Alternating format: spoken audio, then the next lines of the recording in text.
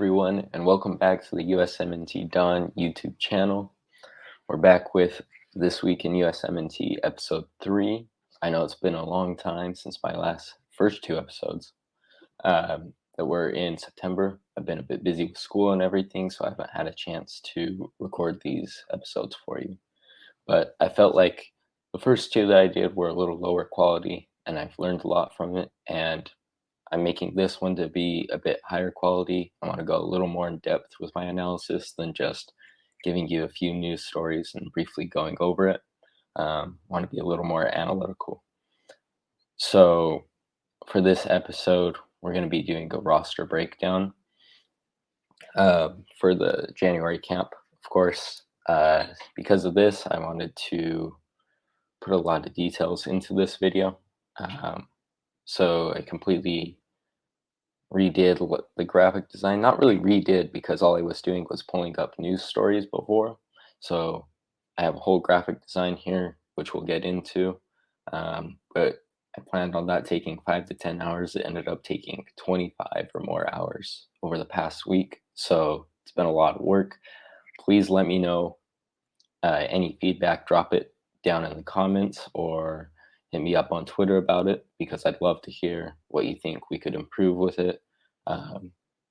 It's just been a lot of work, and so next week or whenever I post the next episode, if there's anything you guys think could improve, I'll be messing with it to see what we can do. And moving forward, maybe we can go down the road of breaking down every player's performance over the week. We'll see what content we should do in between windows, but for sure during the windows I want to do breakdowns and then maybe a review of the games and how the window went overall for the USMNT. So this is actually being recorded Thursday morning. As you can see, I have the USMNT kit on. Because of the 25 plus hours that it took, I didn't have as much time as I thought I did. So we're recording it the day of a game, and I thought it was important to get it out today because it'll look a little weird if I was breaking down a roster when we've already played a game. So hopefully I'm getting this out to you guys a few hours before the game. It's, I believe, 5 hours before the game right now. So we'll see how quickly I can get this recorded and posted to YouTube. Hopefully enough time for you guys to watch this. Maybe you guys are watching this after the first game, but no, it was recorded right before that game. So now because of that, because we're kind of tight on time, I'm just going to be doing this in one take, which is pretty challenging. I don't really get to take cuts whenever I stumble over words or go to drink water, so you get an exclusive behind the scenes look this time, I guess. So for this episode, of course, I'm going to quickly go over some transfer updates because there's been a lot going on this January. And then we'll get into the roster that Greg Berhalter selected, just talk about the players a little bit. But then the part that I want to focus on and that took most of that 25 hours was the performance. So I've taken the last 3 games every player's played that they actually had a match rating for. So maybe if they subbed on for 3 minutes, it won't show up. But I took it's all club games except for the December friendly. I feel like that's relevant enough to the roster with how many MLS players we have that I've included that one. But World Cup qualifier games, if a player hasn't played 3 games since then, they're not included. It'll be their club performance before that.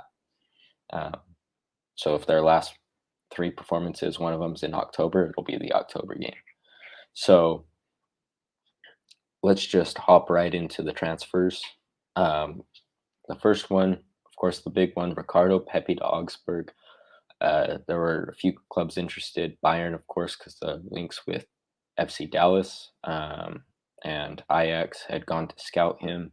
And then it looked like Wolfsburg was the team that was going to sign him, because it was really only them that was showing real interest that was getting leaked. I'm sure there were a few other clubs that were at least interested, but Wolfsburg was actively trying to sign him. All of a sudden, Augsburg out of nowhere swoops in with a record-breaking deal for the club. I think it was like 20 million. I don't know if that's US dollars, euros, whatever it is, but still a record club fee. That's a big deal for Ricardo. So he gets to go over to a system where he'll have a lot of minutes. It's a team that's struggling a little or further down the league, but still in a competitive league in the Bundesliga. Um, and they play a two-striker system, and he's kind of played on the right side um, midfield for them so far, at least a bit from what I've seen. Of course, because I've been busy, I haven't been able to watch every game like I was back in September. So uh, my analysis may be a little patchy just because I haven't been able to watch every game. I just don't have the time for that. But yeah, I believe Pepe was playing out of position at least a little bit. Um, so there's going to be plenty of minutes for him at Augsburg. The next one is Daryl DK, moving over to West Brom. I believe that was a permanent deal. At first, it sounded like it was going to be a loan, but Orlando finally let him go to West Brom. He's back in the championship. I believe it's his old coach, and as well as one of the players is also from his time at Barnsley. So hopefully he'll adapt quickly. If I remember correctly, and we'll probably get into it a little later, and I might have to look it up, but I believe he was just recently injured in his second game back, maybe. So hopefully it's nothing too bad. If I remember, the recovery time was like a few weeks, so hopefully that is accurate because I think he could really do well in the championship. He's already shown it before. He helped the team get into promotion playoffs, and West Brom's kind of in the same position. So maybe this will be the time he gets himself into the Premier League. Now, the next one is Justin Che. He is making a move to Hoffenheim with fellow USMNT teammate Chris Richards. If I remember correctly, and if it's still the same guy, again, haven't kept up quite as much, but I believe Hoffenheim is managed by someone who was involved in Bayern's youth levels. So he's worked with both Chris and Justin, if it's still the same guy. So I think that's a great move for Justin. He'll get adapted to the Bundesliga and definitely have more chance at first team minutes than he would at Bayern. And who knows, maybe they know they're not going to be able to hang on to Chris Richards, so they see Justin Che as maybe someone they could steal from Bayern, because Bayern, of course, doesn't want to let go of Chris Richards, but maybe they can snag Justin Che from Dallas.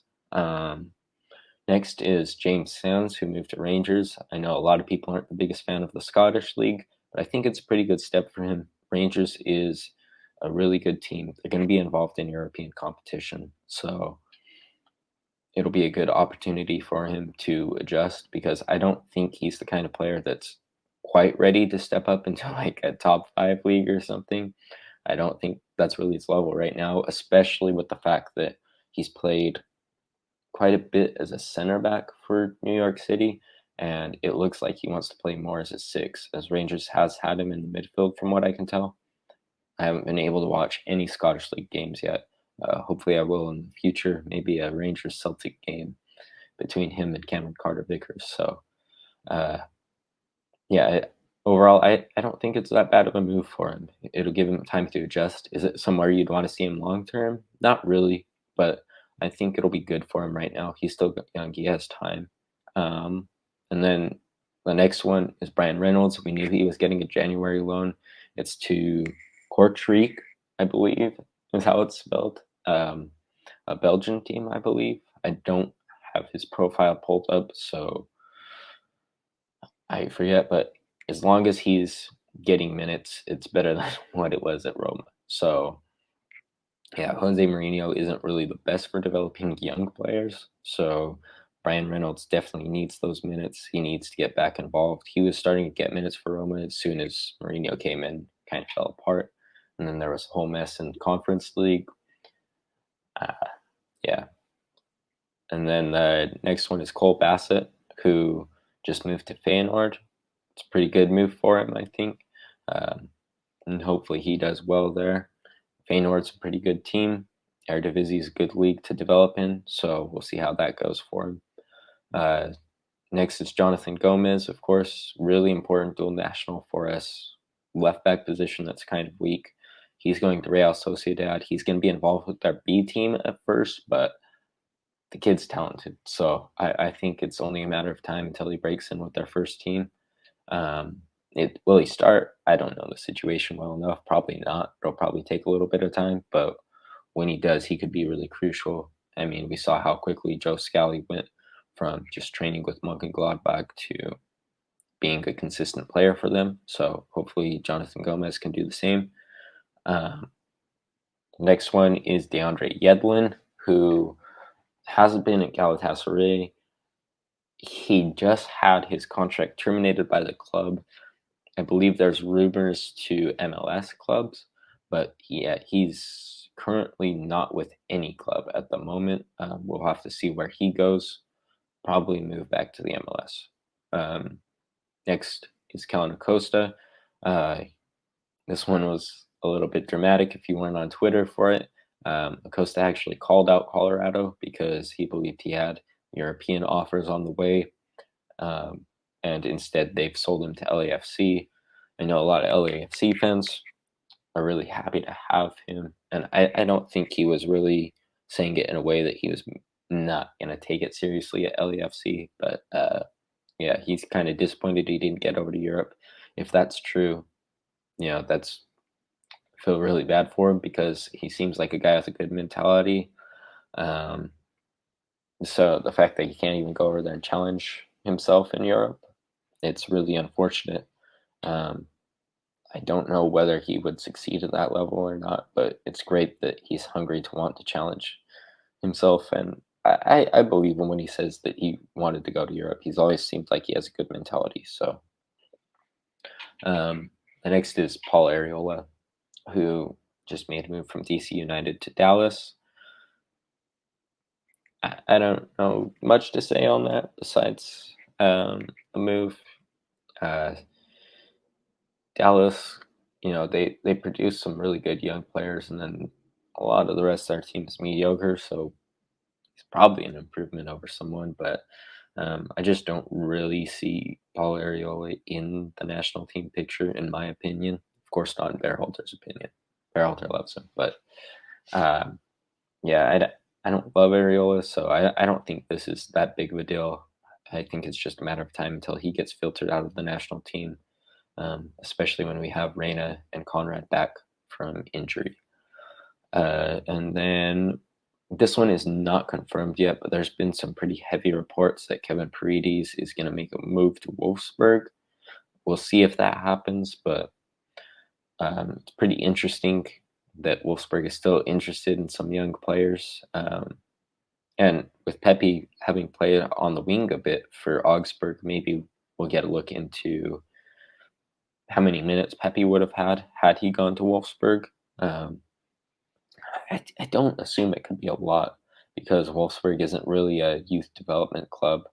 They just dismantled their second team that left a few of our prospects scrambling for a spot for minutes somewhere else.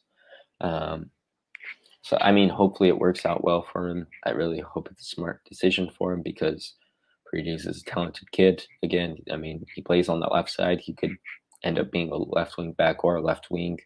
I'd probably see him as more of a left wing going forward, but we'll see how that works out. And hopefully, this doesn't stunt his career at all. If he can get minutes, if he can get good training, I'm all for it. Just a little concerned Wolfsburg isn't the most stable club in terms of, where we want our youth players going. So we'll see. So now that we have the transfers done, we can get right into the January roster. So first we have our keepers, Zach Steffen, Matt Turner, Sean Johnson, Gabriel Slonina. The only real surprise here is the fact that he brought 4 keepers. I know Steffen and Turner were really likely to be there, and then it was kind of a debate between Johnson and Slonina, more leaning towards Johnson, and in the end, he just took both. I like that because, Slonina, he's been involved with our youth teams, but he does have interest from Poland. He is still doing that, so it'll be good to get him training with the team. And I do like him involving some younger guys, even if it's just for training, even if he's a fourth keeper on this roster. He may not get an opportunity. We'll see what happens with Stefan. Stefan actually has some back spasms, apparently. I don't believe he's even over here yet. I don't think he's gotten on the plane. The same with Yedlin. I believe those are the two that haven't shown up. I haven't looked too much into the reports. I've been working on this, but even then, he's still only the third keeper. But it's great that he'll be getting some training in there. Um, Overall, I don't think anybody really has too many problems with the keepers. That's not been a problem. And of course, we'll get into right now. I just want to talk about who's actually on the roster and not who's been snubbed yet. We'll get into that with the performance breakdown because I've listed some players that, you know, notable players that weren't included, whether or not they should be on the roster. Uh, so we'll get into that later. I was going to talk about Horvath, but we'll save that for later. And for the record, I don't think he should have been on this roster, but I just wanted to put that out. So we're into our defenders now. We have Walker Zimmerman, Chris Richards, Miles Robinson, and Mark McKenzie as our center backs. And then we have Serginho Dest, Anthony Robinson, DeAndre Yedlin, Reggie Cannon, and Brooks Lennon as the wing backs. Richards, Miles Robinson, I think everybody that was going to make any roster prediction is going to have these guys on here. They're just top class. And then I know it was a little more debatable with Zimmerman and McKenzie. I think more of the surprise here, though, is that he doesn't take 5. And there's pretty notable snubs. So, of course, like I said, we'll get into that later. Kind of hard not to talk about it and wait, but we'll get into it later. There should have been 5 center backs here, and maybe even one of Zimmerman or McKenzie replaced. And then when we get into the wing backs, it's a little more confusing. We have Serginho Dest and Anthony Robinson. Again, these guys are locks. Like, they were always going to be there. They're going to start in our strongest roster, all of that. And then you have Reggie Cannon, who I know him and Mark McKenzie have been getting a little bit of slander. But I think they've been playing more than people realize because they did have a period where they weren't playing too much. But I think that kind of falls more on the clubs because especially Mark McKenzie, but even Reggie Cannon, like every time these guys are on the pitch, they're putting in pretty good performances. So I'm really confused as to what's going on. Some of these lower clubs, they just aren't quite as organized. When I'm talking about Boa Vista, of course, Genk is a pretty good Belgian club, but they've also kind of been chaotic with their center back position. They brought Mark in as a replacement to one of the center backs they were going to sell, but they never sold him.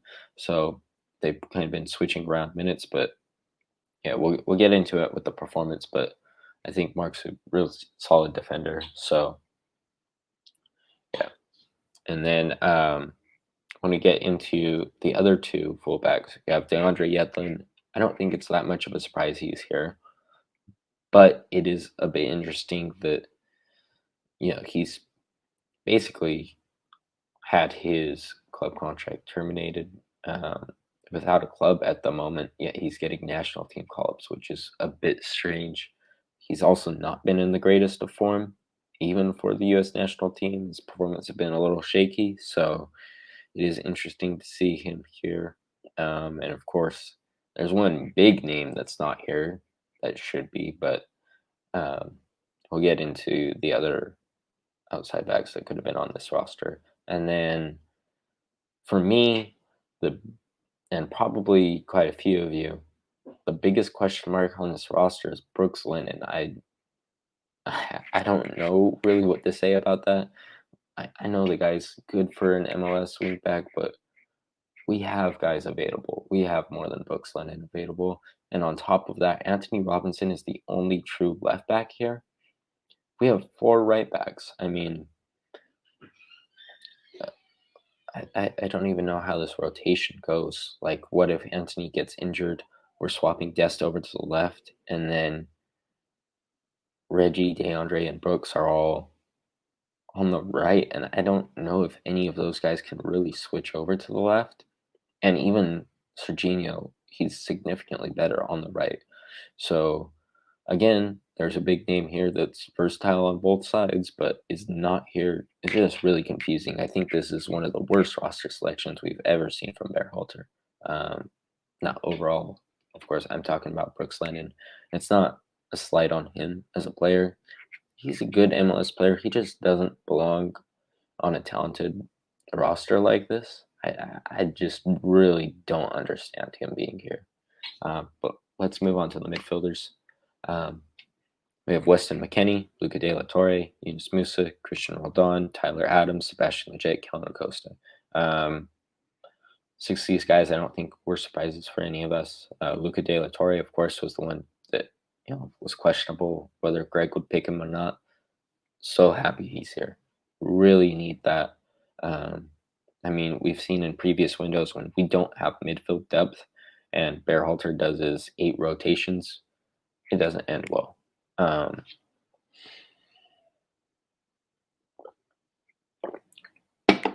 Again, I'm not cutting that out, but I guess you guys can enjoy that.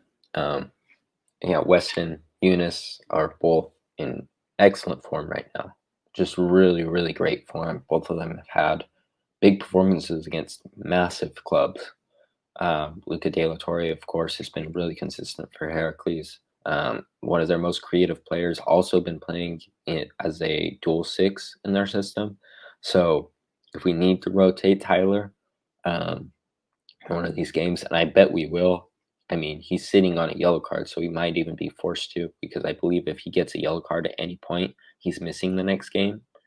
And I mean, Tyler's plays physical, so of course he's going to pick up a yellow somewhere. So we're gonna need to be able to rotate in. Hopefully, I don't think it'll happen, but hopefully Greg's smart enough to realize that Luca De La Torre's been playing in that dual 6 role. He can shift in because we don't really have a guy that's just gonna go in as a sole 6 and just lock it down like Tyler on this roster. I don't know if we even have that guy in the pool right now at a high enough level. So we're gonna have to have dual 6s if we really want to stay effective in that position, and then just let somebody that's a real engine take over that 8 role and just try to create for us. And of course, with a guy like Luca De La Torre, you can have him playing at the 6 and he's still going to create going forward. So I mean, there's plenty of options. McKinney or Musa, like, I feel like they'd be fine as a dual 6. They'd probably be a little less defensive, but they'd probably do just fine. If we have to have Kellen Acosta in there, I'd rather have him as a dual 6 because there's been times where, he's been kind of left on his own, hasn't been able to produce as much. He's had some all right performances as well. So I think if he was in there with Luca De La Torre, they'd probably be able to make it work. Yeah, and then of course, I mean, Tyler, despite his form at any point, he's always going to be a solid player for us, I feel. And Kellen Acosta, not the biggest fan, but at the same time of all of the people that we'd probably want to rotate off the roster, he's higher up on the list. Just because there are times when he's effective. It's just you never really know what performance you're going to get out of him. But he's a little more tolerable. Also, we don't have a lot of 6s. So like I said, maybe in a dual 6 formation with Luca De La Torre, he does all right. So I'm okay with him being here. I'd rather try other options. Maybe call in. You don't have to sacrifice Acosta to do that either. There's not a limit on how many players you can call. So I would have liked to see Bearhalter call in another true 6 and just try him out, even if he's young. And there's options we'll get into later. They're not the highest level, most obvious options, but we have to find our next solution quickly because Tyler can't keep playing game after game after game after game. I mean, he's been injured before.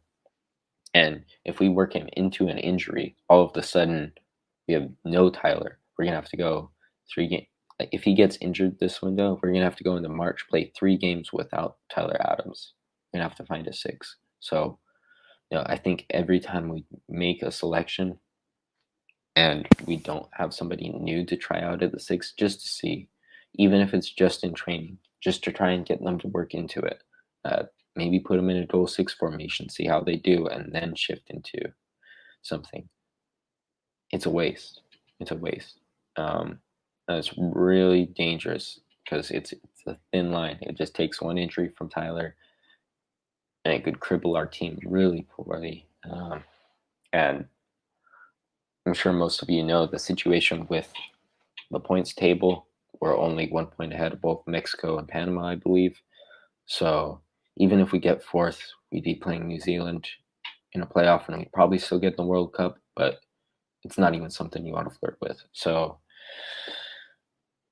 yeah, he just has to be picking better, especially when you look at the other 2 midfield spots is Christian Roldan and Sebastian Lletget. I don't know why these guys are here. We'll get more into it with the performances because you'll see when they played, but it's just ridiculous. I don't know how many clips we've taken of them just making awful decisions on the pitch.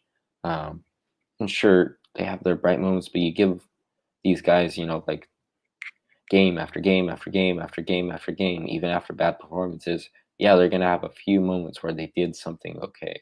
But these guys they're not at the same level. Are they good MLS players? Maybe. Probably Roldan might be. But Lletget is not even a good MLS player. So, yeah, I just don't know why these 2 guys are here. And I think most people would agree with that. I know Seattle fans are probably a little biased, so they've already clicked off the video by now because I slandered Roldan. But yeah, again, it's just a waste. Like midfield is almost always the most frustrating position of the 4 when it comes to Berhalter selections because there's so many guys here that are just always going to show up on the roster no matter what, and they don't really deserve to be there. We're not really trying options. Sure, Weston's going to be there, and Eunice is going to be there, and Tyler's going to be there, but everybody else is up in the air. Even Luca De La Torre. I mean, I don't think he's had significant minutes ever. I mean, the most he's ever played in a single game has to be under 30 for the U.S. We need to try new options already. Like, we have plenty of talented midfielders. And I know Gianluca Busio would usually be here, but either he had a slight injury, if there was a COVID problem, I forgot what it was. But that's still not enough. Like, there's plenty more guys out there, and we need to try some of them. I just really don't get it. So let's just move on to the forwards.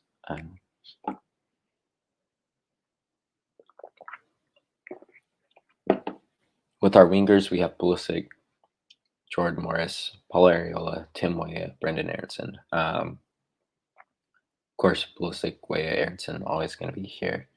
I mean, all high quality guys.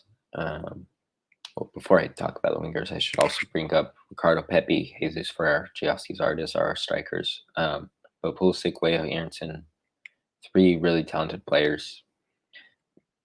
I mean, really, we shouldn't be, when our rosters hit this badly, we don't have Gio here, we don't have Conrad here. We need to just give each of them 2 games. They can sub into other games, you can work that out, but those 3 are the only wings that should be starting of these 5. Whatever you have to do, one of each combination, go Pulisic, Weah the first game, Pulisic, Aronson the second game, Weah, Aronson the third game. And, something like that. You have Jordan Morris and Paul Arriola. I know a lot of people are happy to see Jordan Morris back, but and he probably is better than Paul Arriola, but honestly, I don't rate Paul Arriola. So I know Jordan Morris is fast and line, but that's all he can really do. And it's going to come back to bite us when we have to play opponents of better quality. You could talk about, oh, he played well in the Bosnia game, but that's a domestic league team. And I believe it was either Pete or Filippo that was talking about, they talked to one of the Bosnian fans and asked them kind of about their roster that they brought, and they didn't even know any of the guys. It's not to say there aren't maybe some guys that could develop into talents for Bosnia, but that's just not a high quality team. So of course he's going to look better in that game. Honestly, MLS is probably a higher competition than that Bosnian team. Of course, that's not their A team. So, I'm just not the biggest fan of Morse. Not the biggest fan of Areola. It's like Morse is probably better than Areola, but it's kind of a pick your poison situation. I just think, I know Jordan Morse has had some moments with the U.S., and so everyone is a really big fan of him, but he's just not developed enough, in my opinion. So, I when Gio and Conrad are back, maybe it's not even a question. Like, those are the five, but I don't see Greg taking just those five. Like, he'll probably fit in over Conrad or something, and I just really dislike that. And I mean, there were other options as well, who may not be true wingers, but we'll get into that later. But yeah, I think we really need to rely heavy on the three top wingers that we have. And then we get into our strikers: Ricardo Pepi, Jesus for GSC Sardis. Pepi, of course, is going to be here. Should be here, deserves that spot. Jesus Ferreira, I'm all for continuing to give him chances. He's still younger. He could make a move over to Europe. He combines really well with Pepi, so if we need to play a system where we have two strikers, he'll do well with Pepi. And then Zardes, again, I don't know why he's here. He hasn't even played well for the U.S. So, I mean, when he played in the Panama game, he did score. It was just on the wrong net. So I don't know why Zardes is here. Again, one of Greg's favorites that really, really needs to be filtered out. Although it's not a top 5 league, there's a certain someone who scored 4 goals in a singular game who you would think would show enough that they were in form enough for a call-up. They're not call-up. Very interesting. We'll get into that later, but yeah, I'm fine with Pepi and Ferreira, but Zardes does not need to be here. Just too many domestic players, especially for being in the off season. Every time you ask, why isn't MLS winning CONCACAF Champions Leagues? And of course, I'd love to see them win it, but they can't beat these Liga MX teams. And every time they're asked about it, it's an off season.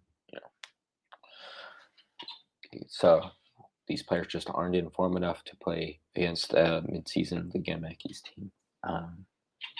But apparently that's still good enough for, 12, 13 players on the roster of 28, almost half the roster. It blows my mind, especially when there's some really, really, really good options that we're going to get into that aren't on this roster for some reason. Yeah.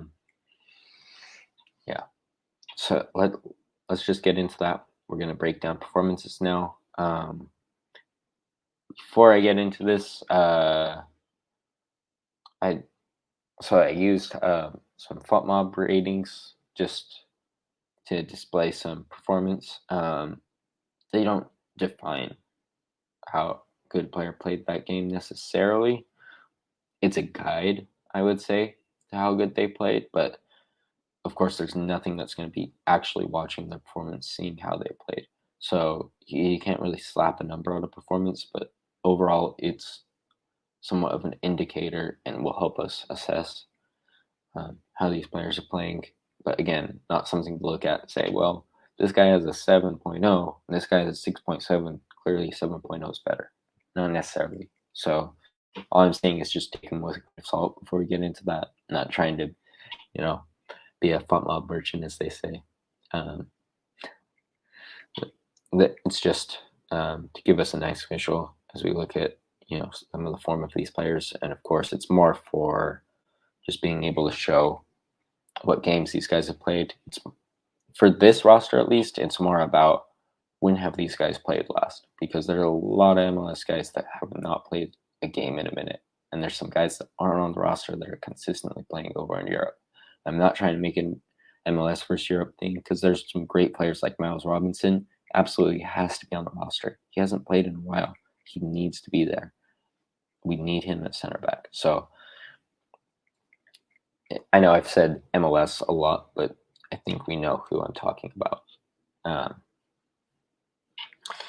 All right. And then also real quick, some of them may be off by a date, because I've put the date of our last 3 matches on there when I was using it to grab some screenshots.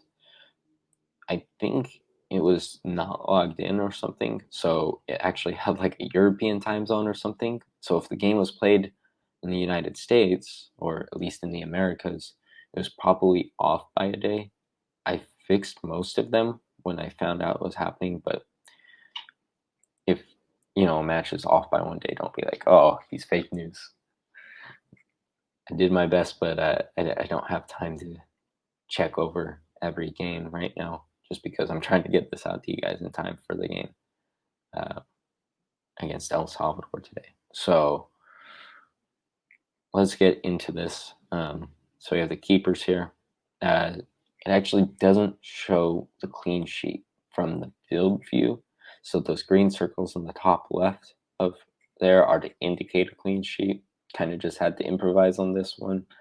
Probably have a better graphic for the next time we do this. But as you can see, most of our keepers are playing pretty sporadically. It's fine because they're pretty good keepers, and of course they're in training, so they're doing all right. I mean, we saw with Ethan Horvath, he was barely playing for Bruges, came in the Nations League, filled in for Stefan wonderfully, and saved us with the penalty. So won us a trophy. It's not too big of an issue, especially when you have a guy like Zach Steffen training with Ederson day in, day out with a really talented City squad. So, and we have Zach Steffen first, October 27th, December 7th, and then January 7th. And he played pretty well most of the games. The Swindon thing's a little bit hard to say, because when you're standing around for 90 minutes and then there's a random shot that your defense lets in because they're being lazy. I don't remember the game exactly, which is bad because I'm a City fan. But to be fair, it's just I think it was a 4-1 win, so it was just a late goal, I believe. So it's not really that Stefan played horribly. It's that he didn't have much to do, and then the one time there was something, probably wasn't the best shot, if I remember, or probably wasn't the easiest shot to save. But he's been playing well. But yeah, his back injury, I don't know whether he'll be back or not in time. I mean, it's 4.5 hours out now from the game, and I hadn't seen a report that he was back, so I'm sure Matt Turner will be starting tonight's game. And then getting into Matt Turner, of course, he played in the MLS on November 7th and 30th, and then had a clean sheet against that Bosnian team. Again, not the greatest Bosnian team, but Matt Turner's solid enough that he'll be fine in net, probably. Knock on wood, of course. Hopefully in like 6-7 hours, I'm not looking at this recording going, oh great, shouldn't have said that. We'll let in 5 against El Salvador or something. But no, he'll do fine. And then Sean Johnson as well, November 30th, December 5th, December 11th. led his team to an MLS Cup. Oh, by the way, on Turner, apparently there's rumors he would go to Arsenal, which I didn't talk about earlier, because it's a really interesting one. Arsenal's kind of a play out of the back team, and Turner's really not a play out of the back keeper. Of course, I don't doubt Turner's shot stopping abilities. It's just a really interesting thing. We'll see if that transfer rumor has any validity to it. Yeah, that was just a strange one, so I forgot to bring it up. But yeah, Sean Johnson helped lead the team to a MLS Cup, having a 7.6 in the final. He's done a great job, but third keeper, he's a reliable guy to go to if we really need, but probably want to focus on the younger guys. And then speaking of younger guys, Slonina's been getting starts in MLS, and I believe he's 17. Let me look that up real quick. Yeah, he's 17, already getting starts in the MLS. I heard today that he had Premier League transfer rumors. I don't know whether that's true, but the fact that he's already getting interest, and as you can see, like playing against RSL, he has an 8.6 man of the match performance, clean sheet, and then some good games after that. So it's nice to see him training, like I said. And then in terms of guys left off the roster, I feel in this case, rightfully so, is Ethan Horvath. He just hasn't played in a while. He did an excellent August 11th, Bradford City, the EFL Cup, 8.1 performance. And then later when they played Wolves on the 24th, I believe they lost that game, but had a 6.5, did fine.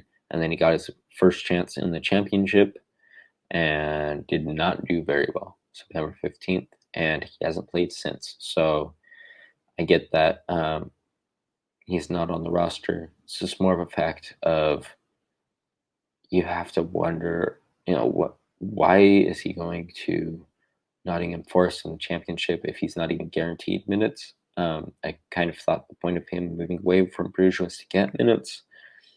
He's kind of trapped there now. So, I mean, I really hope that he finds a way to get in a better position, but right now doesn't look very promising for him, which is really unfortunate because he's talented. We saw it during Nations League. Yeah, I just really hope things change for him before World Cup. We could really use a keeper like him because having Stephen Turner and him at the time rotating, they were all pretty much even, and then he's kind of dropped off, just hasn't been able to prove himself. So, I really hope he can get back up there and be in that rotation of three keepers that we'd feel perfectly safe with out there. So let's get into right backs and left backs.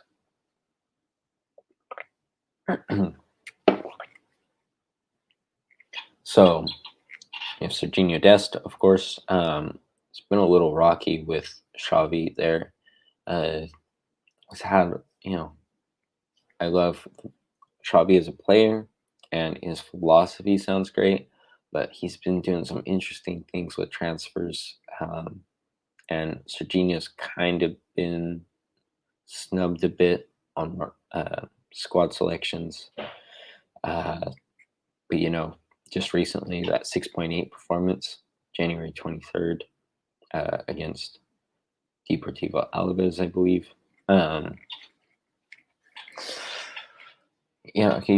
Hopefully that's a return to form for him.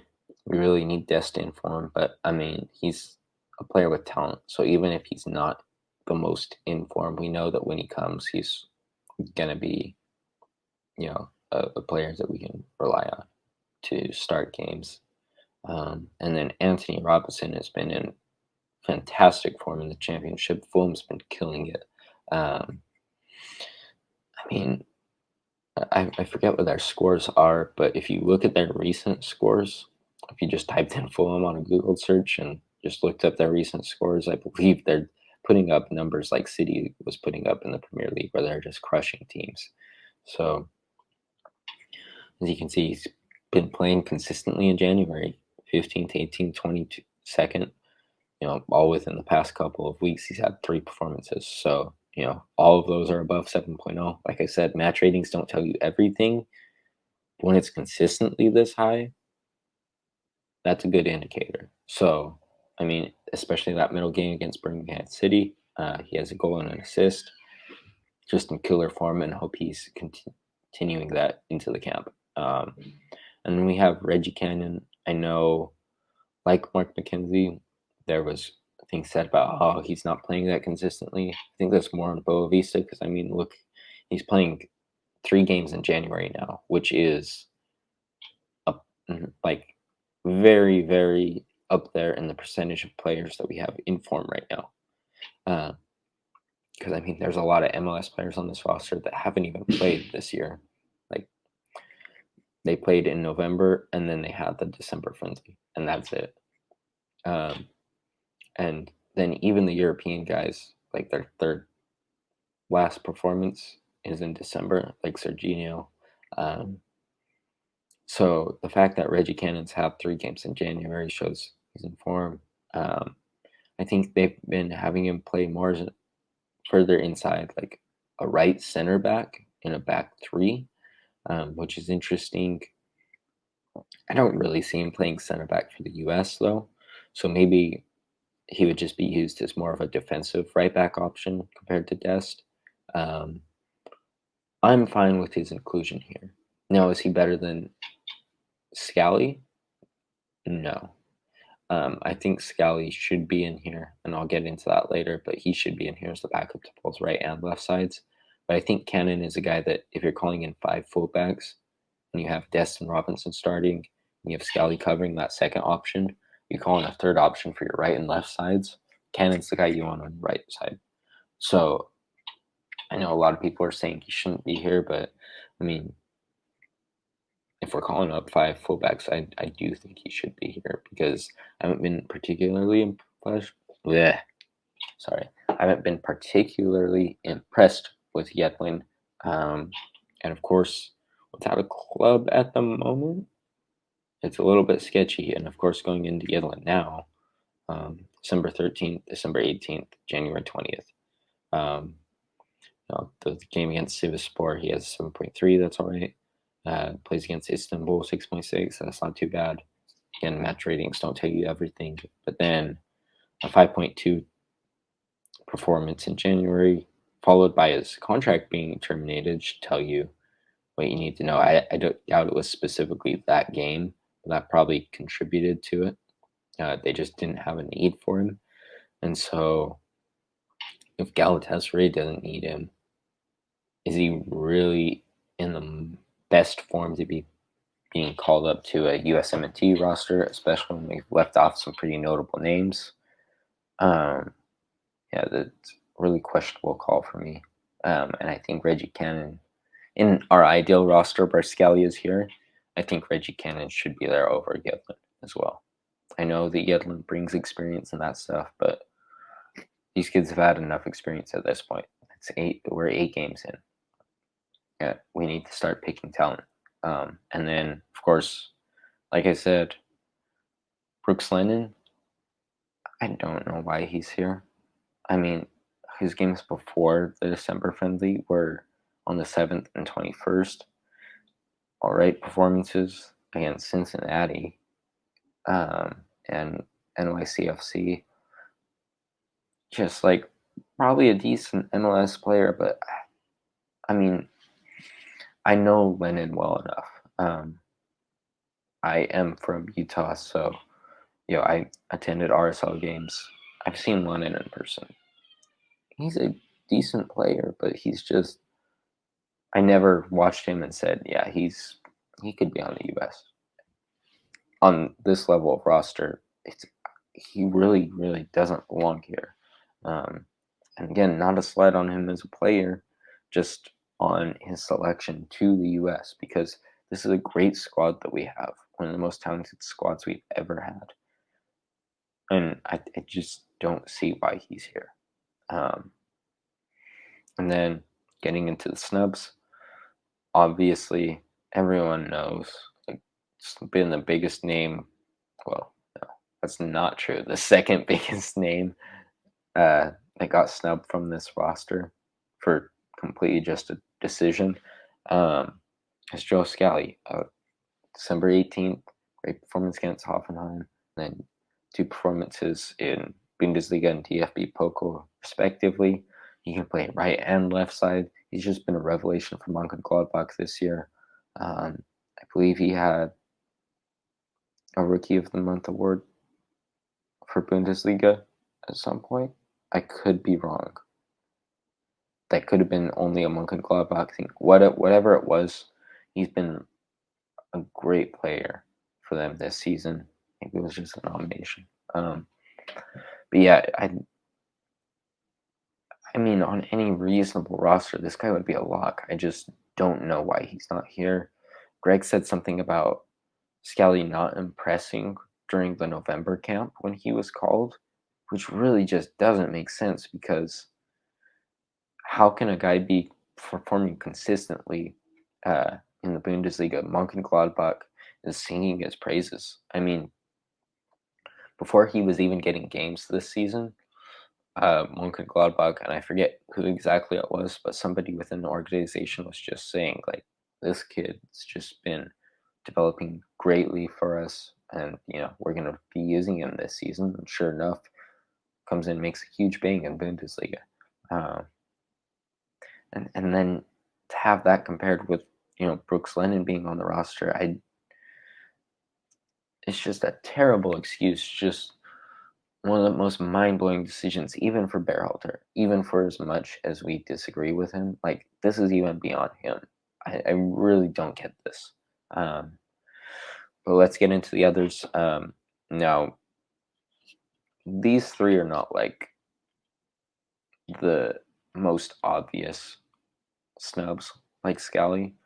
I think this more comes down to, like I said, having Dest and Anthony, and then Scally as a backup option. You want a third option for your right and left side. And if you have Cannon for your right side, you want one of these guys for your left. Anthony is the only true left back on our roster, and we have 5 outside backs. There's no reason to have 4 right backs. One of these guys should have been included. Of course, we start with Jonathan Gomez. I get he's probably just trying to get adjusted to Sociedad. He's been playing great in the USL. His performance is not on here from the friendly because he didn't even play long enough to get a rating, and yet he still had the shot on goal that led to Cole Bassett's goal that won us that game. I mean, before that, we were in a deadlock tie with a Bosnian domestic side that some Bosnians don't even know who these guys are. And in that 9 minutes or whatever he played, it was less than 10 because he didn't have a rating. Made an instant impact. So, I mean, he's one who could have called. You have him fine as well at Royal Antwerp, playing in the Belgian league. You have December 16th against Eupen. Sorry if I mispronounce any of these names. And then January 16th and January 25th. Just, again, like I said, match ratings aren't everything, but the fact that he's in the green for all 3, 7.0 or above, he's probably doing pretty well. I haven't been able to watch him directly, but even then, there's no way that it'd be worth sacrificing a second left back like Vines for a fourth right back like Lennon. I just don't get that. Like, this guy, he's even one of Greg's more favorite people. That was definitely not the right English, but you know what I'm trying to say. I mean, Greg seems to like Sam Vines a lot, so you have to wonder, okay, he's in great form. Why isn't he here? That's really strange. And then even if you're looking for a domestic player, you have George Bello, who's been on multiple rosters, multiple World Cup qualifier rosters. November 7th, November 21st, December 18th, like most of the MLS guys. And there's plenty of them on the roster. So, and I mean, he's had good performances. So, even though he may not be worth starting in a World Cup qualifier, I don't see why we're calling up a fourth right back that really doesn't have any business being there over any of these 3 other options. I don't get that. I really don't. So now that that's done, let's move on to our center backs. We have Chris Richards, Miles Robinson, Mark McKenzie, Walker Zimmerman. Should have been a fifth one. But I don't think any of these four being on here are a surprise to anybody. At least not in terms of who Berhalter would pick. Chris Richards, 3 January games against Union Berlin, Freiburg, Dortmund. The Freiburg one being in the DFB Pokal. Above average performances. Of course, no 7.0s are above, but I mean, 3 consistent January performances in Bundesliga. Well, not Bundesliga, but Bundesliga level since the 15th. So this guy's getting plenty of play time in a top 5 league, being one of the more consistent players for Hoffenheim. I don't know why Chris isn't getting more starts.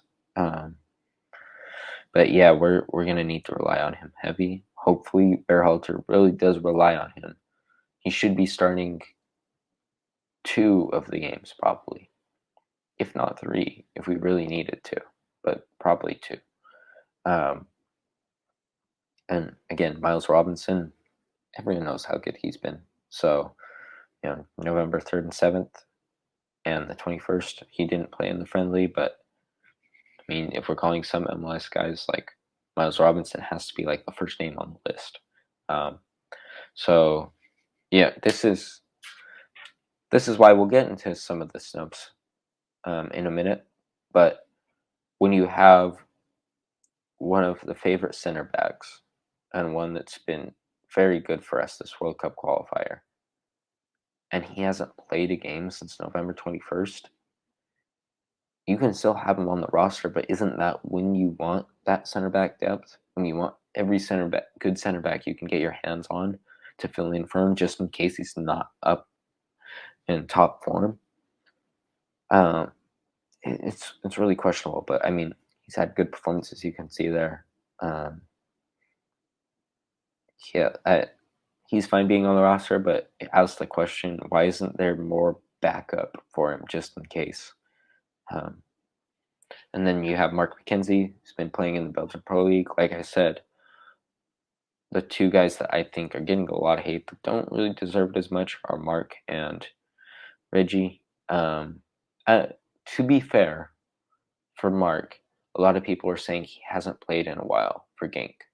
And that was before he played on the 23rd. So that's fair criticism. I'm not going to be completely calling that out. But I mean, I know that Genk doesn't give him tons of starts, but even with the limited starts he gets, he'll drop man of the match performances here and there.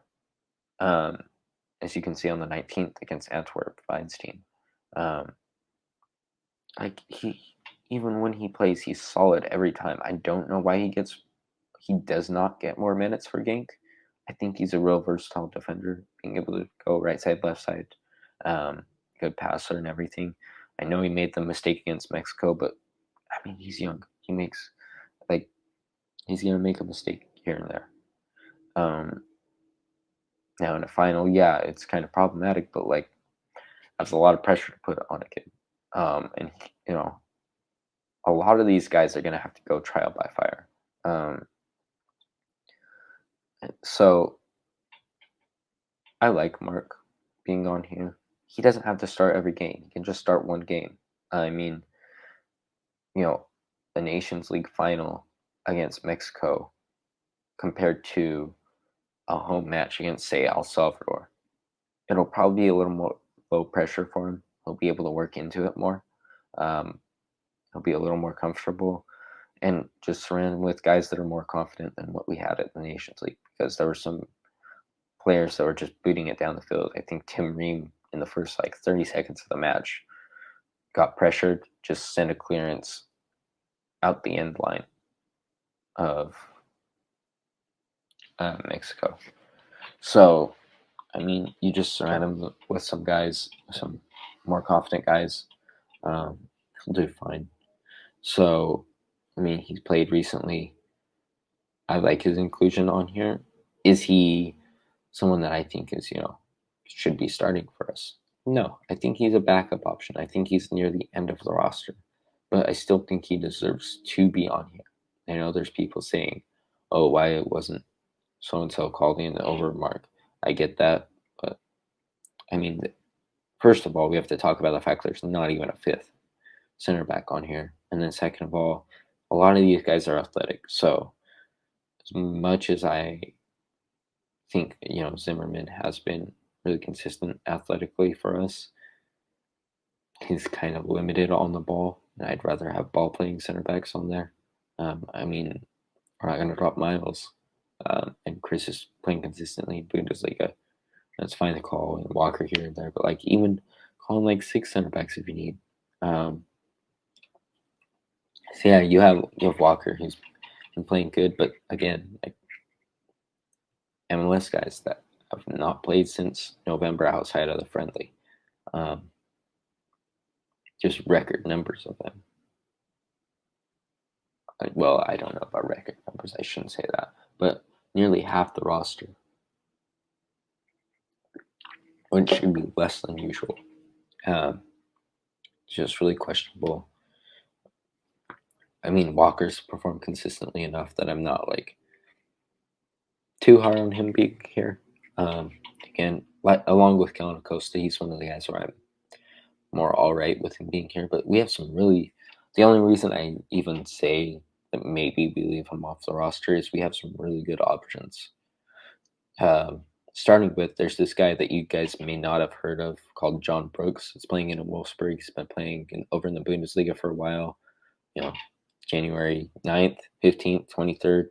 Remember how I was saying it was a rare commodity to have guys on this list that have 3 games in January, especially in a top 5 league, especially one against a top team like Leipzig, playing for a good club. Oh, Wolfsburg is kind of falling apart a little bit. They've been a good club involved in European competition. An experienced center back who has literal World Cup experience. And I mean, not only did you not take him because you took somebody else, you took 4 center backs.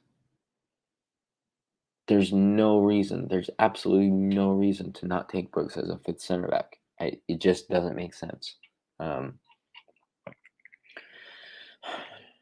It's honestly the most frustrating thing. That's why I said Scally was the most notable snub, and then immediately retracted that, is John Brooks has to be on this roster. He has to be on this roster. Even though he has had some shaky games. I mean, especially the Canada game at home. Like, even with mistakes like that, this is the guy that you forgive those mistakes and say, okay, the whole, oh, well, maybe some of these MLS guys are here for leadership. You want John Brooks for that. And, I mean, I know there's been rumors that there's attitude problems between him and Greg.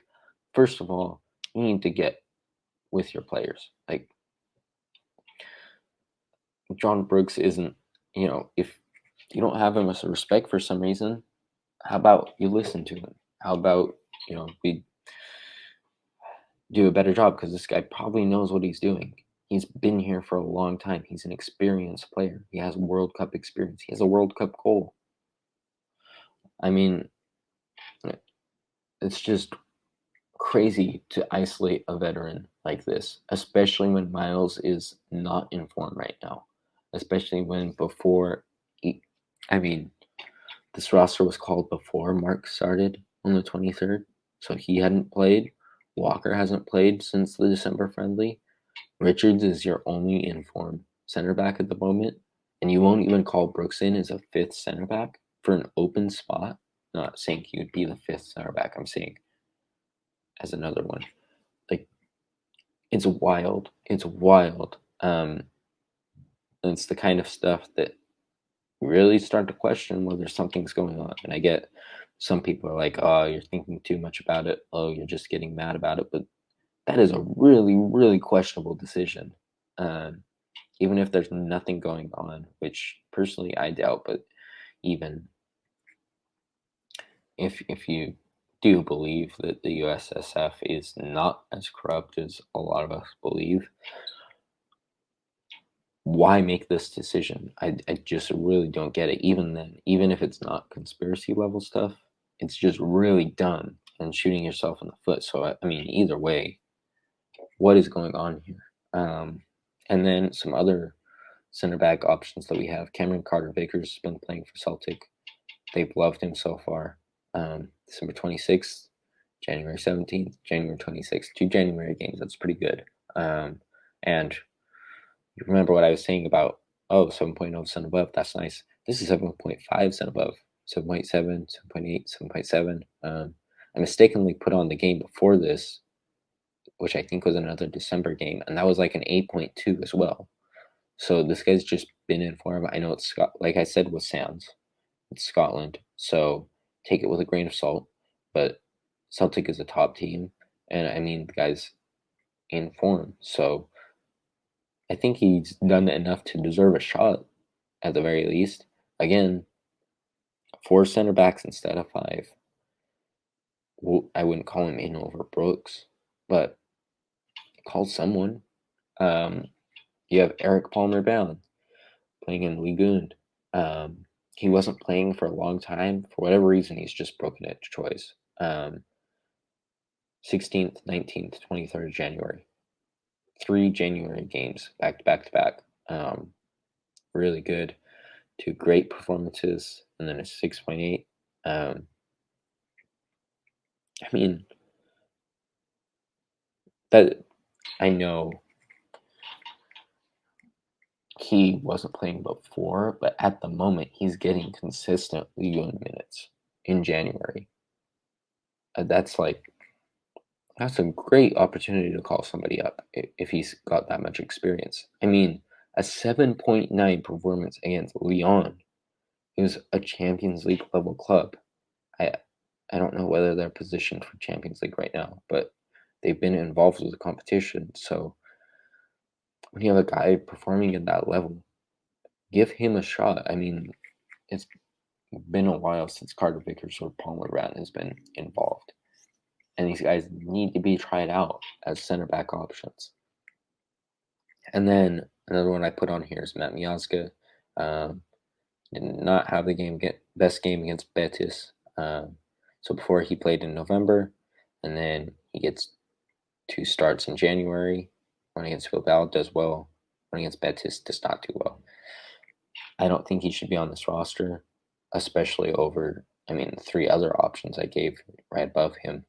But he is someone just to keep your eye on, because if he does straighten out his performances, that's the league of minutes. But of course, he's still a little up and down. We'll see how the rest of the season goes for him. But he might be someone to keep your eye on. Just because, even if he's not being called up in March, we have World Cup coming up, hopefully, at the end of the year. So, and then, of course, Justin Che, who I said has just made a move to Hoffenheim, playing mostly in September and October. Again, wouldn't necessarily call him up right now, especially since he's adjusting and hasn't played in a long time, but someone to keep your eye on. All right, moving on to our defensive mids. I have Adams and Acosta listed here. I know there's other people that could play here, but these are the people that are going to play mainly the 6s. So Tyler's been in pretty good form. Bundesliga appearance, DFB Pokal appearance, and then a Bundesliga sub appearance against Wolfsburg. All pretty good, all in January. Hopefully Tyler's ready to play. I don't worry too much about him. Even when he's not in his best form, he is usually a consistent performer for the USMNT. And I know there's sometimes when people are a little critical of him, but there's nobody that can do what he does in the pool right now. So even when he's on an off day, he's going to provide something that nobody else can provide for us. And honestly, a lot of other teams don't even have. So it's always good to see him here. And then Kellen Acosta has had some good performances again. Like I said, with the ratings, like for MLS guys, it might be a little different to compare than Bundesliga. So, of course, Kellen Acosta was playing in November against LAFC in Portland for Colorado at the time. Of course, not playing against himself, just barely against LAFC. And then played in the friendly as well. Like I said, I'm fine with him being here, but I'd also rather call in a third defensive mid as well from one of these options on the right, just to try it out. You don't lose anything in doing that. James Sands, who just made a move, he's first on the list. He had his December 11th performance against Portland in the final, 8.5, incredible. And then team performances so far in the Scottish League in January against Aberdeen and Livingston. I believe that is. I forgot the name of that club, but 2 good performances so far. Not against Celtic or anything, but I'm glad to see him adapting. I believe they have him playing in the midfield, so that's good to see that he's adapting well, as opposed to center back. So that is really 6 position minutes.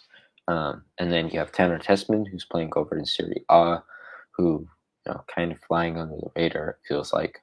Playing in Coppa Italia against Atalanta, and then 2 Serie A matches against Empoli and Inter.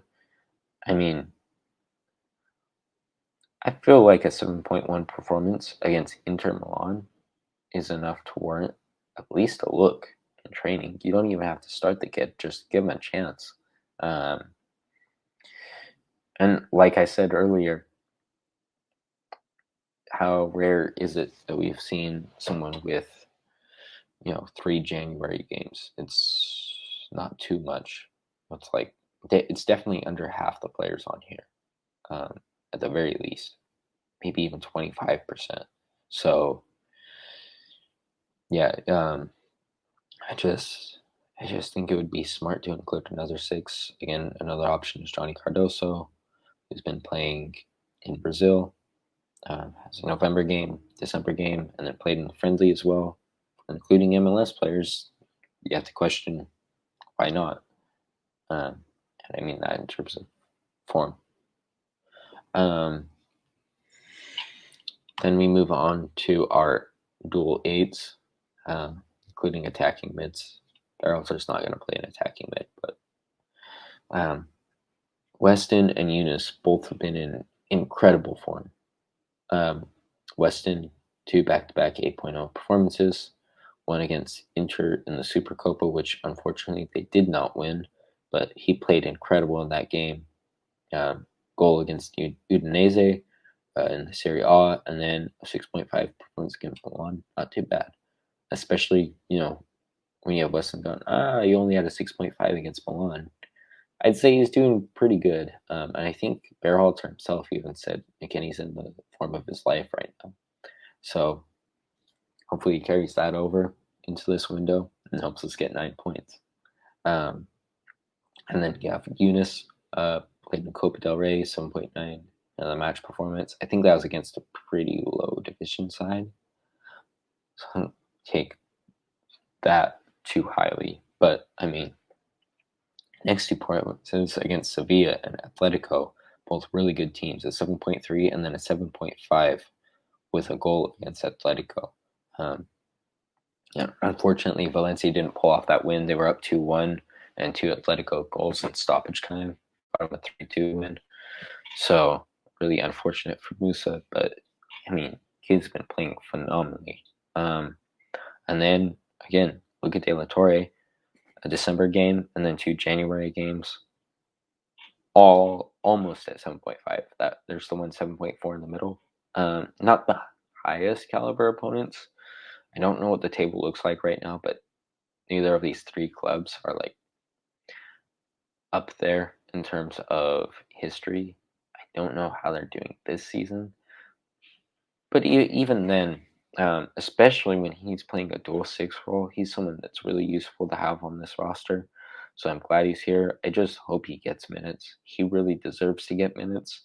Um, I know some people made the argument that like, oh, he plays well for 15 minutes and then fades. He hasn't got more than 15 minutes as far as I remember.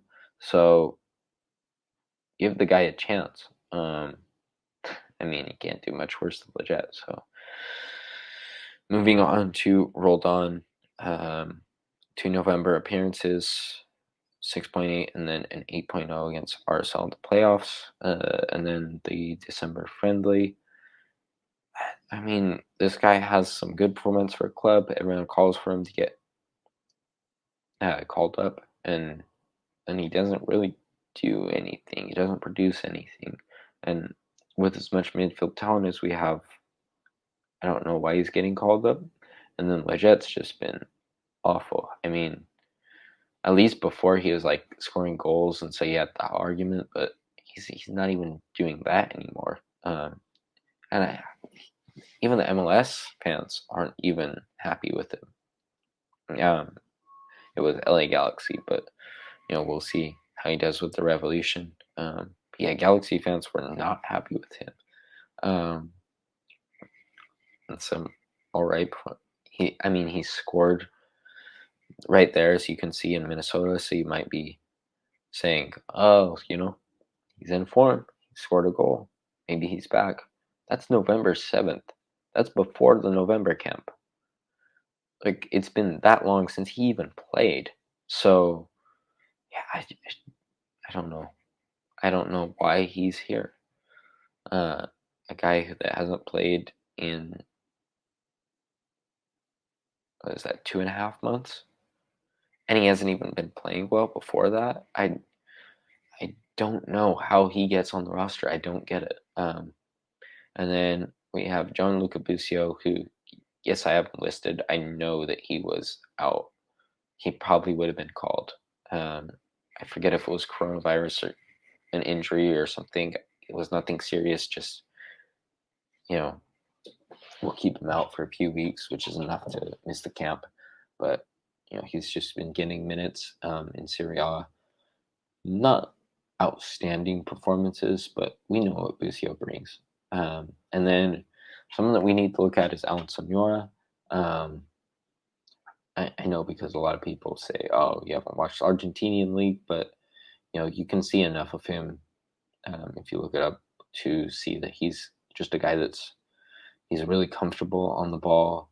He can wait a pass so beautifully, and he just a really creative player, and it's something we could add, because when you have McKinney, it's just an all-around engine. You have Musa, who can drive a ball and just be really athletic. You have De La Torre, who's a pretty technical player, and then you have Roldan and Leggett, who don't really offer anything. Bring Sonora, bring another create, because we've lacked, for as much as we've had like energy and an engine, there's been times where we've lacked the ability to break down a low block a bit. And Alan Sonora is a guy that you could bring in, and he just does something really crazy, pulls something off, creates, and we have our lead and have our 3 points, because this team's whole philosophy revolves around packing it in. Just try it out. Just see how it works.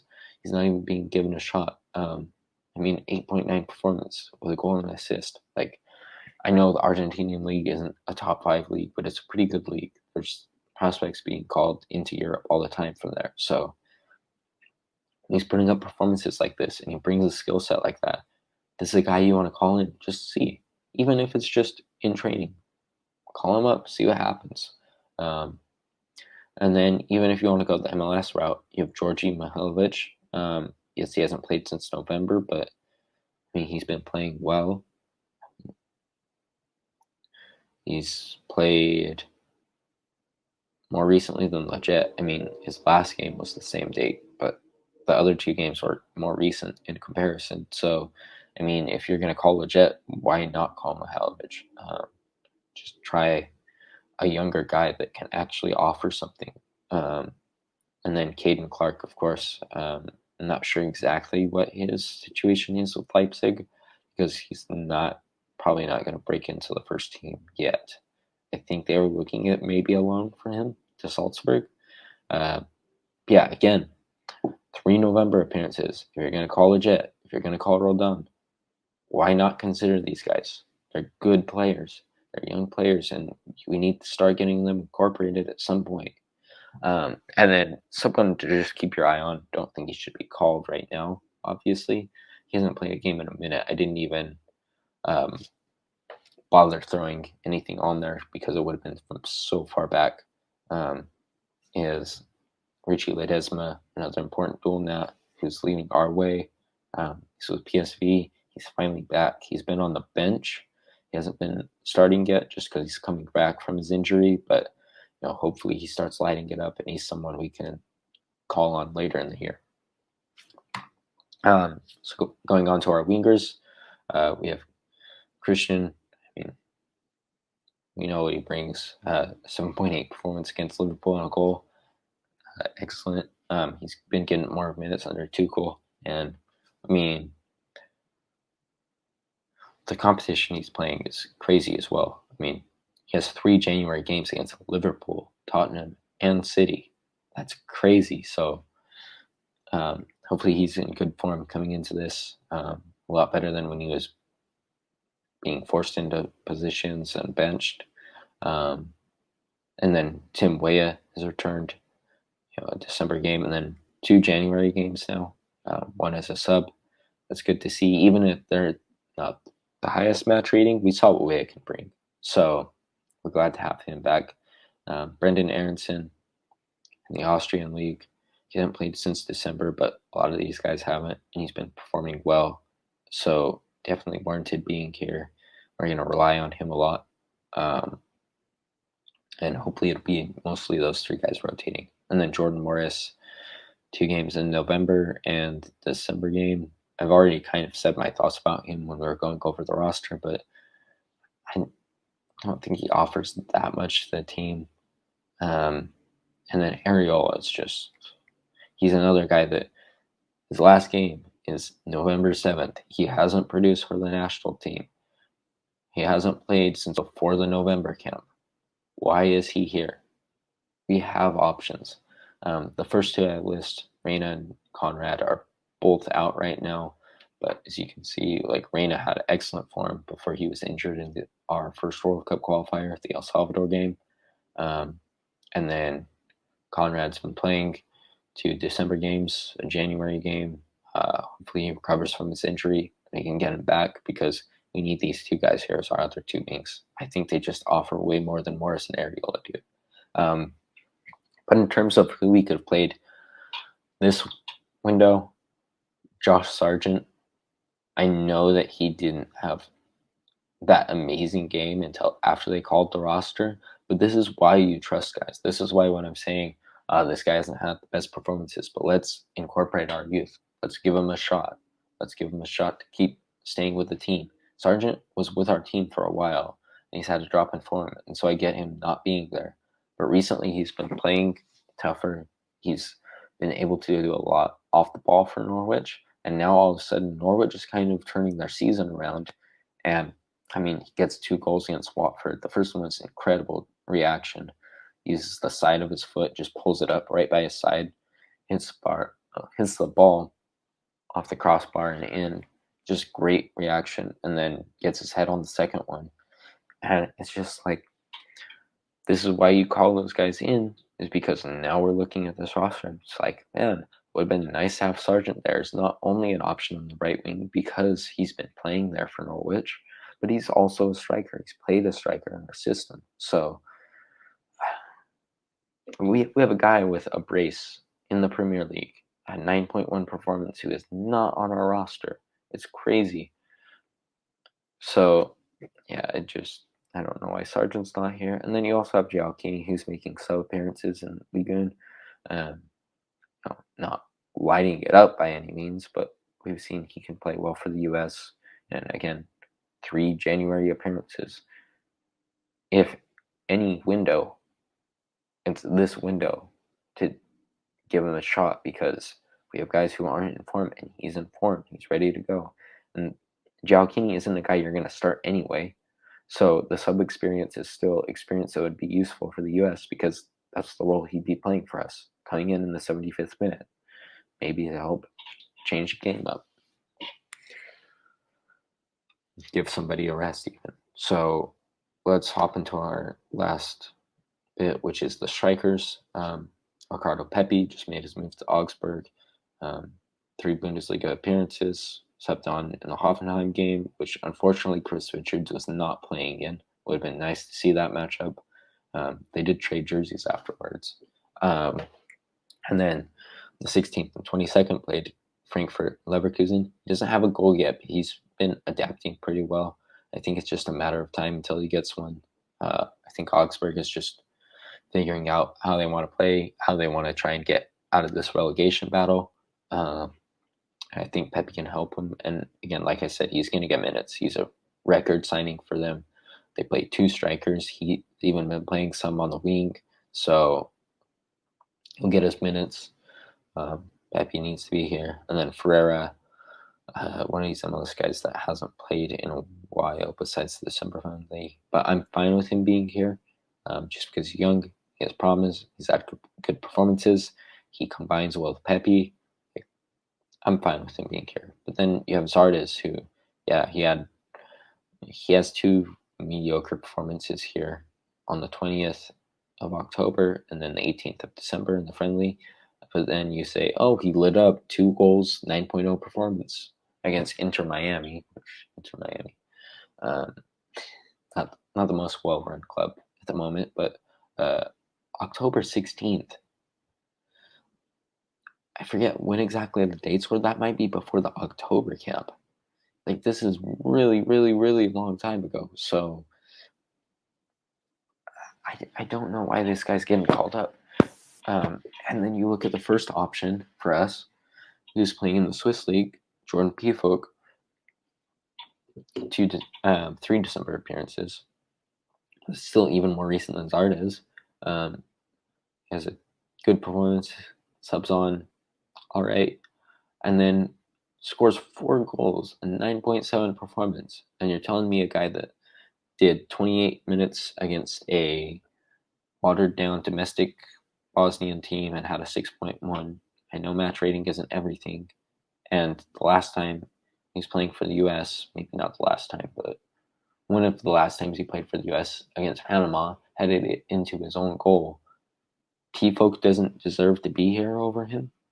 I don't get it. Like, I know there's a lot of domestic players because, we need to be safe and we have them warming up in camp. Have them all as backup option. Call in your European players, and then when they get injured, you can call these guys in as backups. They don't need to be on the roster. It's just a waste. Because what if Zardes gets injured and you have to call a backup? You're going to have to go domestic again. Who do you even go to at that point? So I just don't get this. Pefok needs to be on the roster from the get-go. Daryl DK just got injured, but Barrels didn't know that by the time he was selecting. Had 2 January performances in the championship. Before that, even before he left in the MLS, had a goal. Great performance for Orlando against Nashville. I don't know how he's not included. And then DK is a guy that you call it Pepe, Pefok, DK. And then when DK gets injured, you go, okay, well, at least we have Ferreira, who's been training in camp, so he can be the backup for DK. I don't get it. And then Hoppy's been in an interesting situation at Mallorca. 2 September games. One was an assist against Madrid immediately after he stops playing games. And then January 8th, subs in for 16 minutes. Just more on the radar. I've called Pefok and DK before that. But just slapped them on there. And then even then, if we need to go even further in depth, we have Josh Sargent, who was listed on the last slide. We have Gialkini, who can also play striker on the last slide. yeah, just that's the end of this. So let me go back to our main screen here.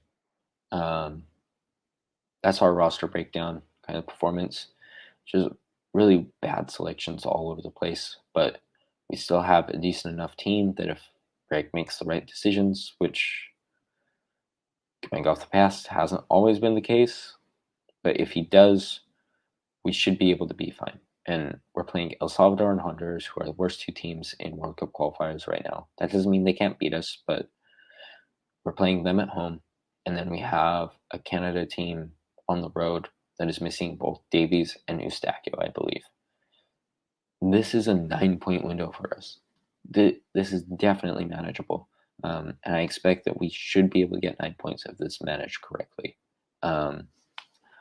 So, hopefully we can get that. And it starts today.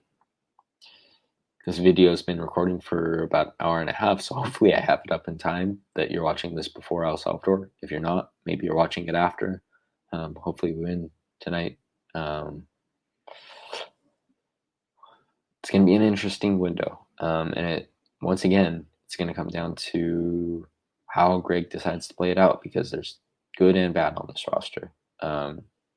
And as usual, some really questionable decisions. So we'll see how this goes down. And then, of course, before I go, thank you so much for watching. I hope you guys liked the graphics and everything that I've been doing that we tried on this episode. It took a lot of time, like I said, like 25 plus hours. That's why this video is so rushed. If you guys have any feedback, any improvements, let me know. Just liked it. Feel free to let me know as well. And hopefully we'll be doing more of this going forward. For my next episode, we'll probably be breaking down how these games went. Maybe we can start doing weekly performances of some players. We'll see, depending on how long it takes. Or if you have any other suggestions for different content we can do, because like I said, first 2 episodes we did, it kind of just went over some brief news. It wasn't really as much quality as I would like to put into these videos. So hopefully this one was a lot better.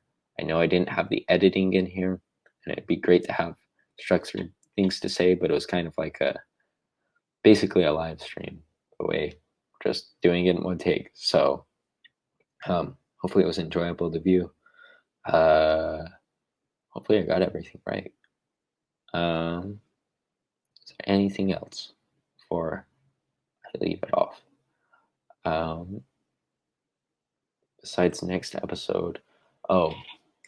So just I might even put out a short YouTube video, an announcement for it, but if you can, follow me on Twitter. The link should be in the description. I'm going to be making an appearance somewhere, which I will not say yet because they have not announced anything on it yet. But yeah, I'll be making guest appearance to talk about the US. And yeah, I'll just keep you updated whenever that comes out. That should come out next week, either the night of the game, the night after the game, so Wednesday or Thursday. We'll be talking about the US there, so I'll definitely drop that below. And then, of course, I'll try to do something on this channel, breaking down the games. We'll see how that goes. But keep updated on that. And of course, like I said, feel free to let me know anything below in the comments or on Twitter. Feel free to hit me up. And thank you so much for watching. See you for this week in USMNT episode 4, whenever that may be.